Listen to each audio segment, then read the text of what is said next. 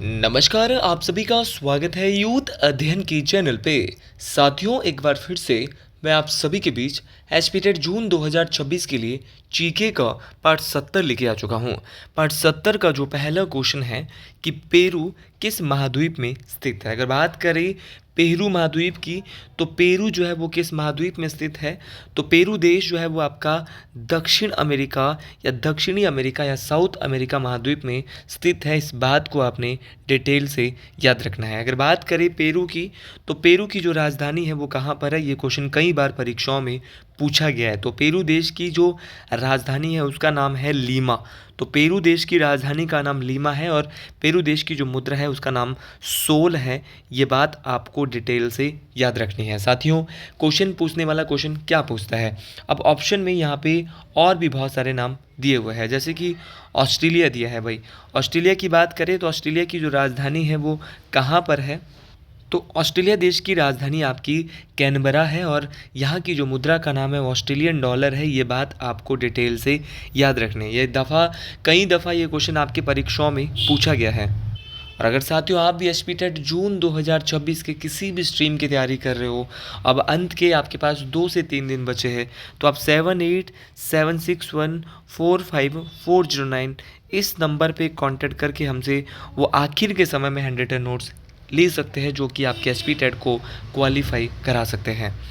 अगला क्वेश्चन बहुत ही महत्वपूर्ण और बहुत ही इम्पॉर्टेंट क्वेश्चन है कि जो नील नदी है, नील नदी का उद्गम कौन सी झील से होता है। देखिए, मैं क्वेश्चन को डिटेल से तो कराऊंगा, लेकिन थोड़ा विस्तृत भी ले जाऊंगा, लेकिन थोड़ा इंपॉर्टेंट तरीके से, क्योंकि ज़्यादा क्वेश्चन यहाँ पे कवर करने की कोशिश करेंगे। तो नील नदी की बात करें तो जो आपका नील नदी है वो उसका उद्गम स्थान जो है वो आपका विक्टोरिया झील है। इस बात को मोस्ट इंपॉर्टेंट तरीके से आप सभी लोगों ने याद रखना है। नील नदी की बात करें, नील नदी विश्व की सबसे लंबी नदी है। ये जो है वो आपके दो नदियों की दो धाराएं आती है, एक श्वेत नील, एक नील नद। तो श्वेत नील और ब्लू नील, ये दोनों की दोनों जो मिलती है और एक झील का, एक नदी का निर्माण करती है, जिसका नाम है आपका नील नदी। ये बात बहुत बहुत इंपॉर्टेंट है। साथियों, नील नदी दुनिया की सबसे लंबी नदी है। इस बात को आपने डिटेल से याद रखना है। और कई दफ़ा क्वेश्चन पूछा जाता है कि नील नदी जो है वो दुनिया की सबसे लंबी नदी है, तो इसकी कुल कितनी लंबाई है, तो इसकी जो कुल लंबाई है वो 6650 किलोमीटर है। ये बात भी आपको डिटेल से बेहतरीन तरीके से, ये बात मोस्ट इम्पॉर्टेंट तरीके से याद रखनी है। साथियों, ऑप्शन में बेकाल झील है, जो कि विश्व की सबसे गहरी झील है, रूस में स्थित है। इस झील को साइबेरिया का मोती, पर्ल ऑफ साइबेरिया या साइबेरिया का जो मोती है वो किस झील को कहा जाता है, तो वो आपका वेगाल झील को कहा जाता है। ये बात आपको मोस्ट इम्पॉर्टेंट तरीके से याद रखनी है। साथियों, ये सारे क्वेश्चन बहुत बहुत इम्पॉर्टेंट हैं। अगला क्वेश्चन है कि बांग्लादेश में ब्रह्मपुत्र नदी को किस रूप में जाना जाता है। तो बांग्लादेश की बात करें तो बांग्लादेश में ब्रह्मपुत्र नदी को जमुना नदी कहा जाता है। ये क्वेश्चन कई बार आपकी टेट परीक्षाओं में पूछा गया है। अच्छा, बांग्लादेश में जमुना नदी, यहाँ पे जो है वो ब्रह्मपुत्र नदी को कहा जाता है। साथियों, बांग्लादेश में तो इसका नाम जमुना है। उसी प्रकार जब ये तिब्बत से आती है तो तिब्बत में इसको किस नाम से जाना जाता है, तो तिब्बत के लोग जो है ब्रह्मपुत्र नदी को तसांगपो बोलते हैं। क्या बोलते हैं? तसांगपो। तो तसांगपो जो है ब्रह्मपुत्र नदी को कहाँ कहा जाता है, तो तसांगपो जो है वो ब्रह्मपुत्र नदी को आपके तिब्बत में कहा जाता है। साथियों, जैसे ये भारत के अरुणाचल प्रदेश में आती है, तो अरुणाचल प्रदेश में इस नदी का नाम क्या हो जाता है? दिहांग। तो ब्रह्मपुत्र नदी को अरुणाचल के लोग किस नाम से जानते हैं? दिहांग या सियांग के नाम से जानते हैं। ये बात आपको डिटेल से याद रखनी है। साथियों, और जैसे ही ये नदी आपके कहाँ पहुँचती है, असम में पहुँचती है, तो असम में इसका नाम क्या हो जाता है? ब्रह्मपुत्र हो जाता है। ये बात आपको मोस्ट इम्पॉर्टेंट तरीके से याद रखनी है। और साथियों, जैसे ये नदी यहाँ पे जो है वो आगे चलकर ये नदी क्या है? पद्मा नदी के साथ मिल जाती है। अच्छा, पद्मा कौन सी है? तो गंगा नदी को ही बांग्लादेश में क्या बोलते हैं? पद्मा बोलते हैं। और जमुना और पद्मा आगे मिलकर क्या बनाती है? एक मेघना। तो कई बार ये क्वेश्चन पूछा गया है कि मेघना, जो कि आगे जाके दुनिया का सबसे बड़ा डेल्टा पश्चिम बंगाल में बनाएगी, जिसका नाम है सुंदरबन डेल्टा, लेकिन मेघना कौन कौन सी नदियाँ बनाती है? तो एक जमुना नदी है, एक पद्मा नदी है। तो पद्मा और जमुना मिलकर क्या बनाती है? मेघना का निर्माण करती है। और अगर बात करें ब्रह्मपुत्र नदी की, तो इसकी जो टोटल लंबाई है, अक्सर ये जो हमारे किताबों में है वो 39-48 किलोमीटर बताई गई है। तो इसकी जो कुल लंबाई है वैसे लगभग 2900 किलोमीटर बताई जाती है आपकी ब्रह्मपुत्र नदी की। ये बात आपको डिटेल से याद रखनी है। साथियों, अगर मैं बात करता हूँ आपकी ब्रह्मपुत्र की, तो इसकी बहुत सारी सहायक नदियाँ हैं, जैसे कि आपकी सुबनसरी है, आपकी मानस नदी जो है ब्रह्मपुत्र की सहायक है, आपकी संकोश नदी है, आपकी तीस्ता नदी है। उसी प्रकार इसकी कुछ आपकी बाएं किनारे से भी सहायक है, जो कि आपका दिबांग नदी, लोहित नदी, धनसिरी नदी और कोपिली नदी। तो एक इसकी दाएं साइड से, एक इसकी ये ब्रह्मपुत्र आ रही है, तो इसके जो राइट साइड से सहायक है वो मैंने आपको बता दिया, लेकिन उसके जो बाएं साइड से है वो आपकी एक तो दिबांग है, दिबांग नदी जो कि अरुणाचल प्रदेश में मिलती है। और दिबांग के अलावा लोहित नदी भी आपकी ब्रह्मपुत्र की सहायक है। लोहित के अलावा आपका धनसिरी भी आपकी ब्रह्मपुत्र की सहायक है, और आपकी कोपिली नदी भी ब्रह्मपुत्र की ही सहायक नदी है। साथियों, आपका जो ब्रह्मपुत्र नदी है वो माजुली द्वीप का भी निर्माण करती है, जो कि विश्व का सबसे बड़ा द्वीप है। तो माजुली द्वीप आपका मुख्य रूप से किस नदी पर है? तो माजुली द्वीप आपका जो है वो किस नदी पर है? वो आपका ब्रह्मपुत्र नदी पर है। ये बात आपको डिटेल से याद रखना, ये बात मोस्ट इम्पॉर्टेंट है, परीक्षाओं में पूछी जाती है। तो दाएं साइड से राइट बैंक ट्रिब्यूटरी है आपकी किसकी? आपके ब्रह्मपुत्र की। तो वो आपके सुबनसिरी है, कामेंग है, आपका मानस है, आपका संकोश है, आपका तीस्ता है। तो ये तमाम नदियाँ आपको डिटेल से याद रखनी है। अगले क्वेश्चन की ओर बढ़ते हैं। अगला क्वेश्चन बहुत ही इम्पॉर्टेंट है कि महाबलीपुरम मंदिर किस राज्य में स्थित है? देखिए, in which state is the Mahabalipuram temple situated? देखिए, महाबलीपुरम की बात करें तो ये जो है इसको मामल्लपुरम भी कहा जाता है, और ये जो है आपके भारत के तमिलनाडु राज्य में स्थित है। ये बात मोस्ट इम्पॉर्टेंट है। साथियों, इनको यूनेस्को में भी शामिल किया गया है। जो महाबलीपुरम के जो स्मारक है, इनको किसने बनाया है महाबलीपुरम के मंदिर को? तो पहले तो मैं आपको बता देता हूँ कि जो आपकी जो महाबलीपुरम का जो टेम्पल है, महाबलीपुरम का जो मंदिर है, उनको 7वीं और 8वीं शताब्दी, 7th और जो 8th सेंचुरी है, उनको पल्लव राजवंश की जो राजधानी एक ये बंदरगाह हुआ करती थी, और पल्लव राजाओं ने ही इनका निर्माण करवाया है। ये बात आपको डिटेल से पूछा जा सकता है, किस डायनेस्टी के राजा ने? तो पल्लव वंश के राजाओं ने जो महाबलीपुरम मंदिर का निर्माण करवाया था। ये बात आपको डिटेल से याद रखना है। देखिए, यहाँ पर जो है वो पंचरथ है, जो 5 मंदिर की बात करते हैं, जहाँ पर विशाल पत्थर की चट्टान को तराश कर इन पंचरथ को बनाया गया है। ये बात बहुत इम्पॉर्टेंट है। उसी प्रकार क्वेश्चन पूछा जाता है कि जो महाबलीपुरम के जो स्मारक हैं, उनको यूनेस्को में कब शामिल किया गया? तो यूनेस्को में जो इनको जोड़ा गया था वो 1984 में महाबलीपुरम के स्मारक को जोड़ा गया था। ये बात बहुत इम्पॉर्टेंट है, परीक्षाओं में पूछी जाती है। और किन राजाओं ने बनाया? तो पल्लव राजाओं ने 7वीं और 8वीं शताब्दी में। अगले क्वेश्चन की ओर बढ़ते हैं। अगला क्वेश्चन बहुत इम्पॉर्टेंट है कि हर्षचरित किसके द्वारा लिखा गया था? देखिए, जो हर्षचरित है वो भारत के एक सम्राट होते थे हर्षवर्धन, उन पर आधारित एक उनकी जीवनी है। और साथ ही उसकी जो रचना है वो उनके ही जो दरबारी कवि होते थे, बाणभट्ट। तो बाणभट्ट किसके दरबारी कवि थे? ये क्वेश्चन भी बहुत बार बनता है। तो बाणभट्ट आपके हर्षवर्धन के दरबार में हुआ करते थे। साथियों, इन्होंने जो हर्षचरित लिखी है वो किस भाषा में लिखी है? तो बाणभट्ट ने हर्षचरित, हर्षवर्धन की जीवनी जो है वो संस्कृत भाषा में लिखी है, और ये संस्कृत भाषा का पहला ऐतिहासिक महाकाव्य था, मतलब कि जो जीवनी पर आधारित था। साथियों, ये बात आपको डिटेल से मोस्ट इम्पॉर्टेंट तरीके से याद रखनी है। और क्वेश्चन एक बार ये भी पूछा गया था कि जो ये हर्षवर्धन है वो किस वंश के राजा थे? तो हर्षवर्धन जो है वो पुष्यभूति वंश, जिसको वर्धन वंश के नाम से भी जाना जाता है, उसके अंतिम हिंदू सम्राट थे। साथियों, इन्होंने अपनी राजधानी किसको बनाया था? तो हर्षवर्धन ने जो अपनी राजधानी है वो कन्नौज को बनाया था। ये क्वेश्चन आपकी टेट परीक्षा में ही पूछा गया है। साथियों, कन्नौज को इन्होंने जो है अपनी राजधानी बनाया था।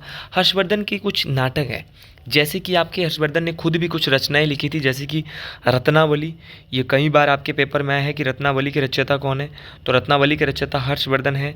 आपका प्रियदर्शिका के रचयिता भी कौन है? तो प्रियदर्शिका के रचयिता भी आपके हर्षवर्धन है। और एक है आपका नागानंद। ठीक है, तो आपको तीनों ही डिटेल से याद रखनी है, नागानंद, प्रियदर्शिका और रत्नावली। इन तीनों, ये जो तीनों जो है वो संस्कृत के नाटक है, और तीनों की रचना जो है वो हर्षवर्धन के द्वारा की गई है। इनके कवि बाणभट्ट थे। बाणभट्ट ने ही जो है वो हर्षचरित जो है वो लिखा था। ये बात आपको डिटेल से याद रखना है। ये जो है वो हर्षवर्धन के दरबारी कवि तो थे, लेकिन इसके अलावा इनके द्वारा और भी बहुत सारे ग्रंथ लिखे गए थे, जैसे कि कादम्बरी। कादम्बरी के रचयिता कौन है? कई बार हमारे टेट परीक्षाओं में सीधा क्वेश्चन आया है। तो कादम्बरी के जो रचयिता है वो आपके बाणभट्ट साहब है। इसके अलावा आपका चंडी शतक इनके द्वारा ही लिखा गया था। ये क्वेश्चन बहुत बहुत इंपॉर्टेंट है कि आपका जो चंडी शतक है उसके रचयिता कौन है साथियों। तो चंडी शतक के रचयिता भी आपके कौन है? आपके बाणभट्ट है। आपका पार्वती परिणय है। पार्वती परिणय के भी कौन है? आपके बाणभट्ट है। ये बात आपको डिटेल से मोस्ट इम्पॉर्टेंट तरीके से याद रखना है। ये सभी क्वेश्चन बहुत बहुत इंपॉर्टेंट है, परीक्षाओं में पूछे जाते हैं, और जो क्वेश्चन भी परीक्षा में पूछे जाते हैं उन क्वेश्चन को आपने डिटेल से याद रखना है। बोले भैया आर्यभट्ट कौन था? तो आर्यभट्ट भारत का एक महान गणितज्ञ था, जिसके द्वारा जो है वो शून्य की यहाँ पे खोज की गई थी। तो ये वही आर्यभट्ट है जिसने आपके शून्य की खोज की थी। उसी प्रकार आपका कालिदास। कालिदास की जो मुख्य रचनाएं हैं अगर मैं उनकी बात करूं, तो कालिदास ने कई नाटक लिखे, कई महाकाव्य लिखे और कई खंडकाव्य लिखे। कालिदास के जो नाटक हैं उनकी थोड़ी सी बात कर लेता हूँ। तो कालिदास के नाटक में आता है आपका अभिज्ञान शकुंतलम, याद रखना है। इसके नाटक में आता है आपका अभिज्ञान शकुंतलम, मालविका अग्निमित्रम और विक्रमोर्वशीयम। 3 नाटक थे इसके, अभिज्ञान शकुंतलम, मालविका अग्निमित्रम और विक्रमोर्वशीयम। तो 3 नाटक लिखे थे आपके कालिदास ने। साथियों इसके महाकाव्य कौन कौन से थे? तो नाटक आपको पता चल गया कौन कौन से नाटक थे। तो अभिज्ञान शकुंतलम, मालविका अग्निमित्रम और विक्रमोर्वशीयम। नाटक इसके 2 थे, रघुवंशम और आपका कुमार संभवम। तो रघुवंशम और कुमार संभवम इसके 2 नाटक थे। ये बात आपको बेहतरीन तरीके से, ये बात आपको डिटेल से याद रखना है। और इसके जो खंड काव्य थे वो भी 2 खंड काव्य, या आपके लिरिक्स जो पोएम होती है, गीत काव्य भी इसको बोलते हैं। तो मेघदूतम और ऋतुसहारम। तो मेघदूतम और ऋतुसहारम 2 खंडकाव्य थे, रघुवंशम और कुमार संभवम 2 महाकाव्य थे, और नाटक 3 थे, अभिज्ञान शकुंतलम, मालविका अग्निमित्रम और विक्रमोर्वशीयम। ये सभी बातें बहुत बहुत इंपॉर्टेंट है। ये सभी बातें परीक्षाओं में पूछी जाती है, और जो बातें परीक्षाओं में पूछी जाती हैं उन बातों को डिटेल से बेहतरीन तरीके से याद रखना होता है। चलिए जी अगले क्वेश्चन की ओर बढ़ते हैं। अगला क्वेश्चन बहुत ही इंपॉर्टेंट है कि हड़प्पा सभ्यता के किस स्थल पर घोड़े के अवशेष मिले हैं। देखिए घोड़े के जो अवशेष मिले हैं वो सुरकोटदा से मिले हैं। ऑप्शन नंबर बी यहाँ पे बिल्कुल सही हो जाएगा। देखिए साथियों यहाँ से घोड़े के अवशेष तो मिले हैं। ये जो सुरकोटदा है वो कहाँ पर है? तो सुरकोटदा जो है आपका गुजरात के कच्छ जिले में स्थित है। ये बात भी आपको डिटेल से याद रखनी है। साथियों यहाँ पे घोड़े की हड्डियों के अवशेष प्राप्त हुए हैं, और ये बात बहुत बहुत इंपॉर्टेंट है। तो इस क्वेश्चन का सही आंसर ऑप्शन नंबर बी के साथ हम जाने वाले हैं। आज ऑप्शन में कालीबंगा भी दिया है। कालीबंगा की बात करें तो ये राजस्थान के हनुमानगढ़ जिले में है, और किस नदी के किनारे है, ये क्वेश्चन बहुत इंपॉर्टेंट बनता है। तो ये आपका घग्गर नदी के किनारे स्थित है। ये क्वेश्चन बहुत बहुत इंपॉर्टेंट है कि ये घग्गर नदी के किनारे स्थित है। यहाँ से हल से जुते हुए खेत के प्रमाण, तो हल से जुते हुए खेत के प्रमाण आपके कालीबंगा से मिले हैं। आपके लकड़ी की जो नाली है वो भी हमें यहाँ पे देखने को मिली है। साथियों कई दफ़ा क्वेश्चन पूछने वाला क्वेश्चन पूछता है कि जो कालीबंगा है उसका मतलब क्या है। तो उसका मतलब है, कालीबंगा का मतलब है काले रंग की चूड़ियाँ। तो काले रंग की चूड़ियाँ जो है वो कालीबंगा का अर्थ है। ये बात मोस्ट इंपॉर्टेंट तरीके से आपको याद रखनी है। साथियों जब भी बात करें लोथल की, तो लोथल आपका गुजरात में है, और गुजरात में लोथल है किस नदी के किनारे है? तो भोगवा नदी के किनारे है। तो गुजरात में लोथल है आपका किस नदी के किनारे? भोगवा नदी के किनारे है। ये बात बहुत बहुत इम्पॉर्टेंट है, परीक्षाओं में पूछी जाती है। साथियों लोथल क्यों इम्पॉर्टेंट है? भोगवा नदी के किनारे है, ठीक है समझ गए, लेकिन क्वेश्चन ये पूछा जाता है कि सिंधु घाटी सभ्यता का जो प्रसिद्ध आपका जो डॉकयार्ड है, आपका गोदीवाड़ा है, आपका बंदर कहाँ है, वो कहाँ से मिला था? तो वो आपका लोथल से मिला था। नदी बार बार पूछ रहे हैं, कौन सी नदी है? आपकी भोगवा नदी है, भोगवा नदी के किनारे है। यहाँ से क्या क्या मिला था? तो यहाँ से आपका एक मिला था, बहुत बहुत इम्पॉर्टेंट है, आपको याद रखना है। एक तो सिंधु घाटी सभ्यता का प्रमुख बंदरगाह, वो भी यहीं से मिला था। आपका और क्या मिला था? सिंधु घाटी सभ्यता का पतन, इसको भी लोथल को। लोथल भारत के किस राज्य में? तो गुजरात में है, ये भी आपको जरूर याद रखना है। कालीबंगा राजस्थान, सुरकोटदा गुजरात, लोथल भी गुजरात, लेकिन रोपड़ कहाँ पर है? ये बहुत प्यारा क्वेश्चन है। तो रोपड़ आपका भारत की पंजाब राज्य में स्थित है, और रोपड़ जो है वो किस नदी के किनारे है, ये क्वेश्चन कई बार टेट में आ रखा है। तो रोपड़ आपके सतलुज नदी के किनारे। यहाँ पर जो है वो कुत्ते के साथ मानव के दफनाए जाने के अवशेष जो है वो मिले हैं, ये बात बहुत बहुत इंपॉर्टेंट है। अब आप बोलेंगे कि सिंधु घाटी सभ्यता को हड़प्पा सभ्यता क्यों कहा जाता है, तो सिंधु घाटी सभ्यता को हड़प्पा सभ्यता इसलिए कहा जाता है क्योंकि जो आपकी सिंधु घाटी सभ्यता है, तमाम साथियों की बात याद रखनी है, उसका पहला जो खोजा गया स्थल है वो हड़प्पा है। हड़प्पा जो है आपका पाकिस्तान में पड़ता है। और हड़प्पा किस नदी के किनारे, अभी नदियों की बात कर रहे हैं, रावी नदी के किनारे है। और हड़प्पा की जो खोज है वो 1921 में राय बहादुर दयाराम साहनी के द्वारा की गई थी। ये क्वेश्चन मोस्ट इंपॉर्टेंट है, परीक्षाओं में काम आने वाला है। चलिए जी अगले क्वेश्चन की ओर बढ़ते हैं। और हड़प्पा सभ्यता का जो सही टाइम पीरियड है कार्बन डेटिंग प्रणाली के अनुसार वो 2500 से 1750 BC है, 1750 ईसा पूर्व है। ये समय भी आपको डिटेल से याद रखना है, NCERT के मुताबिक बात कर रहा हूँ टाइम की। अगला क्वेश्चन है कि प्राचीन भारत में जैन धर्म का प्रचार किसके काल में हुआ था। In ancient India Jainism spread during the rule of. देखिए जो प्राचीन भारत में है, जो जैन धर्म का जो प्रचार प्रसार है वो आपका option number D Chandragupta Maurya के कार्यकाल में हुआ था। साथियों इस काल में, चलो ठीक है, चंद्रगुप्त मौर्य के काल में जैन धर्म का काफ़ी ज़्यादा विस्तार हुआ था, क्योंकि खुद जो है वो क्या है, इन्होंने लास्ट में जैन धर्म को अपना लिया था आपका, किसने, चंद्रगुप्त मौर्य ने। और चंद्रगुप्त मौर्य की जो दक्षिण भारत की जो यात्रा थी वो अपने गुरु भद्रभाव के साथ चंद्रगुप्त मौर्य भी दक्षिण भारत चले गए। और चंद्रगुप्त मौर्य ने कर्नाटक के श्रवणबेलगोला में, ध्यान से सुना ये क्वेश्चन, कर्नाटक में एक जगह है श्रवणबेलगोला, तो चंद्रगुप्त मौर्य ने अपने प्राण कहाँ त्यागे, तो कर्नाटक राज्य के श्रवणबेलगोला स्थान में वो भद्रभाव शिष्य के साथ चले गए। और यहीं पर श्रवणबेलगोला कर्नाटक में इन्होंने एक विधि होती है सलेखना विधि, जहाँ पर ना तो उपवास किया जाता, व्रत किया जाता है, मतलब कि आपका ना तो कुछ खाया जाता है ना कुछ पिया जाता है। और यहीं पर इन्होंने ये अपने सलेखना विधि के द्वारा, ये क्वेश्चन पूछा गया किस विधि के द्वारा जो है वो प्राण त्याग दिए, तो सलेखना विधि के द्वारा अपने प्राण त्याग दिए। ये बात आपको डिटेल से याद रखना है। साथियों ऑप्शन में समुद्रगुप्त, इनको भारत का नेपोलियन कहा जाता था, भारत का नेपोलियन इनको कहा था W.A. स्मिथ ने। ये बात भी बहुत बहुत इंपॉर्टेंट है, परीक्षाओं के लिए ये बात पूछी जाती है। चंद्रगुप्त विक्रमादित्य द्वितीय या चंद्रगुप्त द्वितीय एक ही बात है। साथियों ये बहुत बहुत इंपॉर्टेंट राजा थे। हर्षवर्धन के बारे में हम थोड़ी देर पहले अभी पढ़ ही चुके हैं। चलिए अगले क्वेश्चन की ओर बढ़ते हैं। अगला क्वेश्चन इससे भी इम्पॉर्टेंट क्वेश्चन रहने वाला है।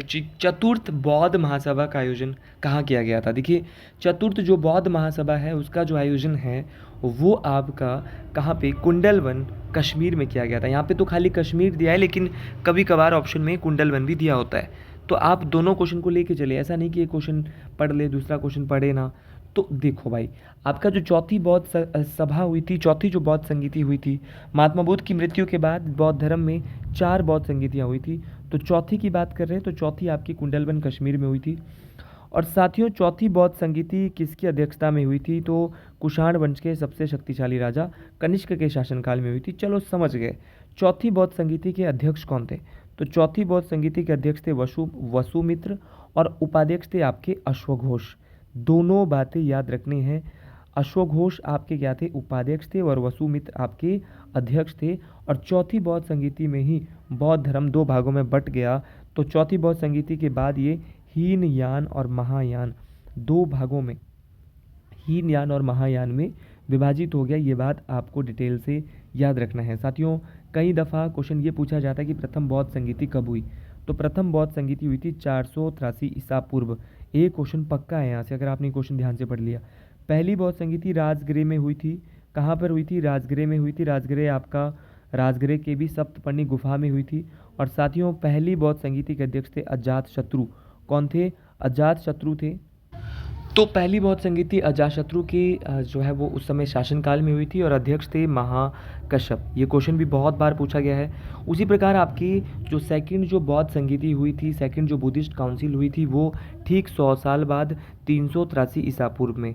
ईसा पूर्व में समय पीछे को आता है, जैसे पहली हुई थी 483 में, तो ईसा पूर्व में समय पीछे आया, मतलब कि 383 ईसा पूर्व में दूसरी हुई थी। पहली हुई थी राजगृह में, तो दूसरी कहाँ हुई थी? तो दूसरी हुई थी आपके कहाँ पर? वैशाली में। याद रखना है, पहली राजगृह में हुई थी, दूसरी आपके वैशाली में हुई थी। उसी प्रकार आपकी जो तीसरी जो है बौद्ध संगीति है वो 251 ईसा पूर्व में होती है। और कहाँ पे हुई थी ये बात आपको डिटेल से याद रखनी है। तो तीसरी बौद्ध संगीति आपकी पाटलिपुत्र में होती है। तो पहली राजगृह में, दूसरी वैशाली में, तीसरी पाटलिपुत्र में, चौथी आपकी कुंडलवन कश्मीर में। और तीसरी जो बौद्ध संगीति है वो आपकी अशोक के शासनकाल में होती है। ये बात भी आपको डिटेल से याद रखना है। साथियों, मैं आपकी जानकारी के लिए बताना चाहता हूँ कि आज मैं एक वीडियो और, एक या दो वीडियो और अपलोड करने वाला हूँ, जो कि रात को लगभग 10 बजे और 11 बजे अपलोड होगी। तो सोना नहीं है, अब बहुत कम टाइम है। अगर अब भी सो गए तो क्या फ़ायदा, या फिर सुबह भी देख लेना, कोई दिक्कत नहीं है। लेकिन करंट वीडियो देखते हो बहुत मज़ा आता है, क्योंकि जैसे ही वीडियो आई आपने देख ली। मैंने बोला था आपको कि एक वीडियो 8:30 तक आएगी, एक वीडियो आपकी 10 बजे तक आएगी, एक वीडियो आपकी 11 बजे तक आएगी। तो ये वीडियोज़ का जो समीकरण है वो इसी तरह चलता रहेगा। आप इसके बाद जो आपके पास वीडियो आएगी वो एक मैराथन आएगी। तो मैराथन बहुत बेहतरीन रहने वाली, जहाँ पे 25 से 30 क्वेश्चन एक साथ कवर होने वाले हैं। तो सभी साथियों को राम राम, जय श्री गुरु महाराज, हर हर महादेव।